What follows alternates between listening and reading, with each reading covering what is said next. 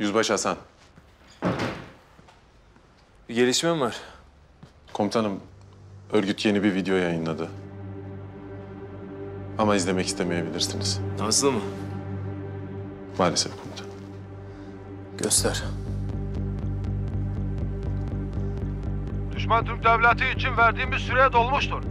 Arkadaşımız hala tutukludur. Birazdan izleyeceğiniz sadece bir uyarıdır. Bırak beni!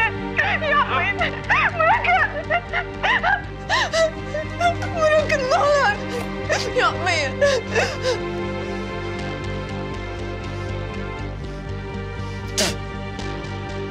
Rezil hayvanlar!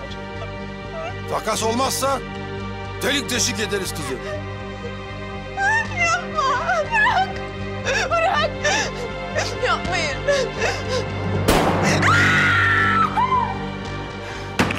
Nazlı! Adi şerefsizler. Soysuz köpekler. Kansızlar! Komutanım, iyi misiniz? Komutanım, Kurmay Başkanımız da burada. Tüm taburu toplamanızı istedi.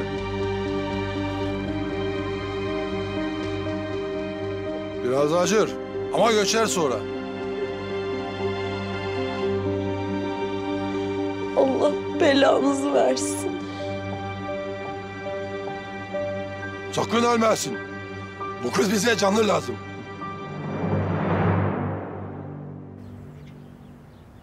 Dikkat! Özel Kuvvetler Taburu emir ve görüşlerinize hazırdır komutanım. Merhaba arkadaşlar. Sağ olun. Nasılsınız? Sağ olun. Sizler de sağ olun. Rahat olun. İleri bak! Rahat!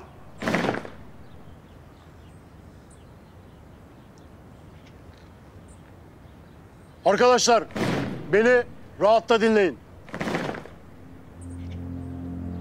Şu an komutanınızın kızı terör örgütünün elinde. Bir subayımızın kızı olmasından daha önemli bir şey var. O da şu. Bu vatanın bir evladı terör örgütünün elinde.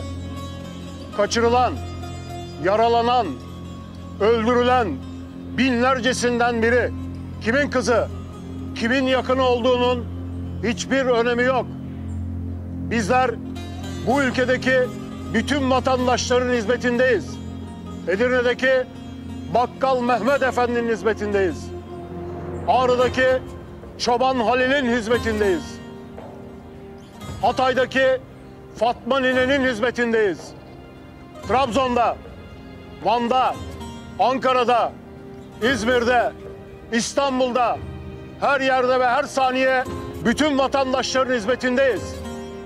Unutmayın, sizler canlarınızı feda etmekten korkmadığınız için o insanlar rahat uyuyorlar. Anlaşıldı mı? Şu andan itibaren bütün izinler kaldırılmıştır. Yemeyeceksiniz, uyumayacaksınız. Eşinizle, dostunuzla, telefonla görüşmeyeceksiniz.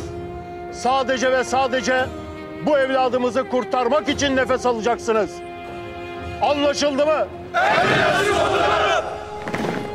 Bu hainlerin anlaması gereken bir şey var. Sonucu ne olursa olsun bu devlet teröristlerle pazarlık yapmaz. Onurunu, şerefini ayaklar altına almaz. Anlaşıldı mı?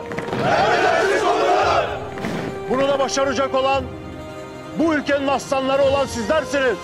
Anlaşıldı mı? Anlaşıldı mı? Allah yardımcınız olsun. Sizler de sağ olun.